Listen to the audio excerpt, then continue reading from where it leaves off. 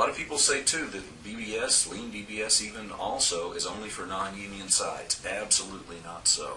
65% almost of our clients are union sites, and they buy into this, they support it, they do very, very well with it. Lean BBS is also not a dodge for managers. You can't quit managing safety and do a behavior-based safety process and say, well, I don't have to fix anything, the workers can go do their part. And it has been used that way. Other kinds of behavior-based safety have actually become that, and it wasn't intentional. Lean BBS is also not something that everybody is ready for. And if that disappoints a few of you out there, I apologize. But it's really important that you don't do this until you're ready to do this. And I'll show you some of the criteria here in just a minute that will help you determine whether you are or not. This is a process. You have to put this process together. Remember the 4 steps we talked about? FILM, focus, influence, listen, and measure. How do we do that? Well, we look at the workers and the work that's going on out there, and we decide who's going to lead this process. We put together a steering team, and the makeup of this, it can vary quite a bit from site to site. The size of it can vary quite a bit from site to site. But we customize a team, and we have them look at the accident data from the workplace. From this accident data, they develop a checklist. This checklist is used by observers who go out into the workplace, and they do 2 things. They gather data, and they give feedback. Actually, it's not data that we have them gather, and that's an important distinction between other forms of BBS also. What we ask them to gather is insight. Not just what people are doing, but why they're doing them. That's that influence part of the process also. This data gets crunched in a computer program that comes back to the steering team, and the steering team says, let's change the influences in the workplace to make it logical, to make it easy, to make it cultural, to make it habitual, to do these things that are on our focus list, and let's make them happen out there in the workplace. If this observer sees something that is not on the checklist, usually on the back of the checklist there's a place to write that on. This is a sample. This is right out of one of our client sites of a checklist out there. This team calls their process SOAR, S-O-A-R, and that's an acronym that they've put together at their site. They have a little picture of an eagle that's kind of their icon for what they're doing. You notice this has a place for the observer, the location, the date, the time, shifts, hours, number of people observed, some variables at the top. The software program that they're using will divide all this data by that. Now, there are 4 behaviors that they are working on. You see the first one is PACE, and you see in parentheses right after that. Now, PACE is just a label for that particular behavior. They have written actually an operational definition of what makes someone's PACE safe. And so they know from their definition and from their training whether to mark this as a safe or whether to mark it in the second column, which we call a concern. If the person's doing it the way we defined it, they mark it safe. If they're not, they mark a concern. You notice in parentheses the 33%? That's right off the original Pareto analysis that they did of their accident data. It tells them that if the PACE were done the way we've operationally defined it, it could have impacted 33% of our accidents over the past, usually a 3 to 5 year period that we study accident data, depending on the amount of data and the pertinence of it to the site. There's 4 others that they're working, or 4 altogether that they're working on down here. So if they see someone doing this safely, they mark a safe. If they see a concern, they mark a concern. And every time they mark a concern, they try to approach the worker and find out what influenced this.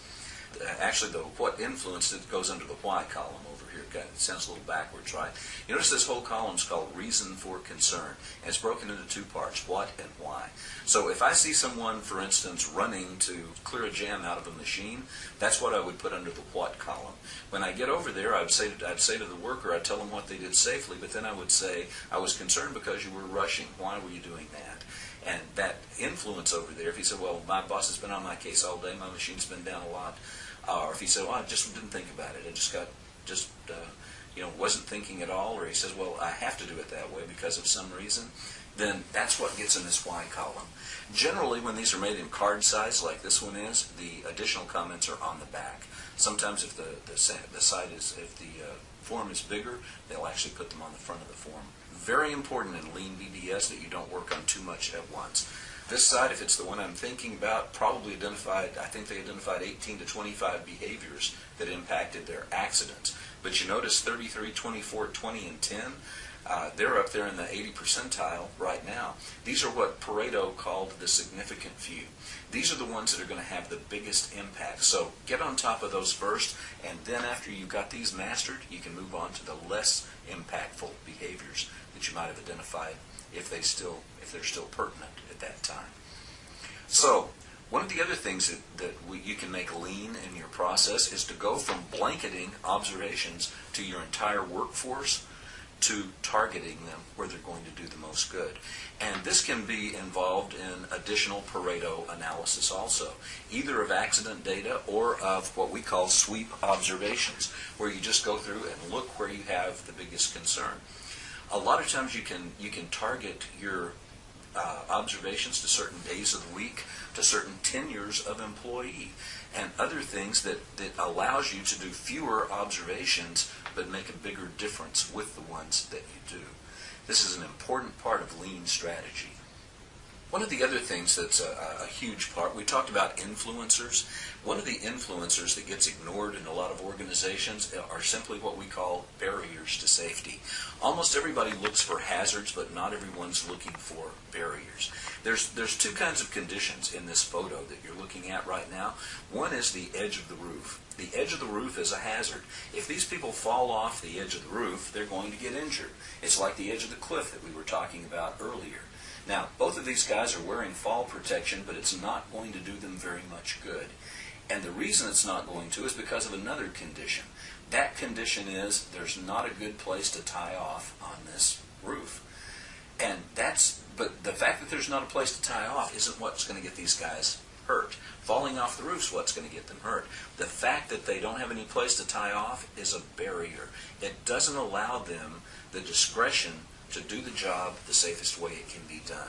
A lot of organizations are looking for hazards, they're not looking for barriers, and they don't find them very often until the third or fourth or fifth accident brings them to light. And in some organizations, not even then. An important part of behavior-based safety is to go out and look for these before they cause accidents. These influencers fall into two other categories also. Besides barriers, we have them look for perceptions and for habits. So if you're doing an observation, you say, I'm concerned about that. Why do you do it that way?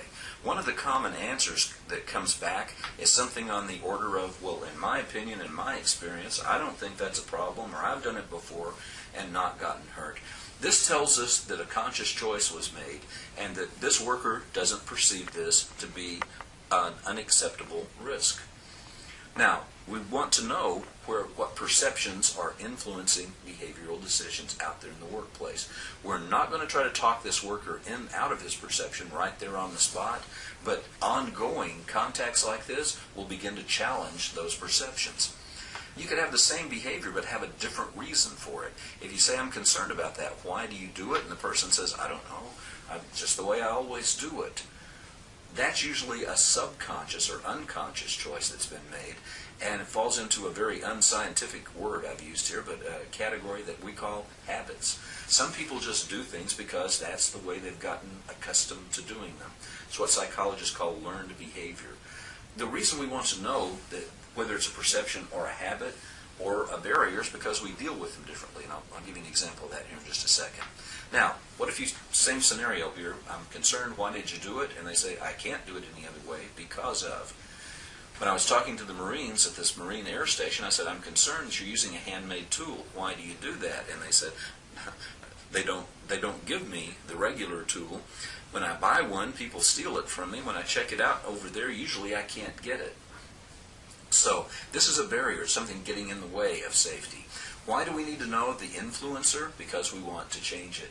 How do you change perceptions? Generally with better information. How do you change habits? Generally with reminders, spaced reminders, to help people reform the learned behavior. How do you change barriers? Not with information or reminders. You change them physically, organizationally, many other ways. So are you dealing with the reason for the risk? Do you have the insight into the influencers where you're changing the things that influence people in the workplace?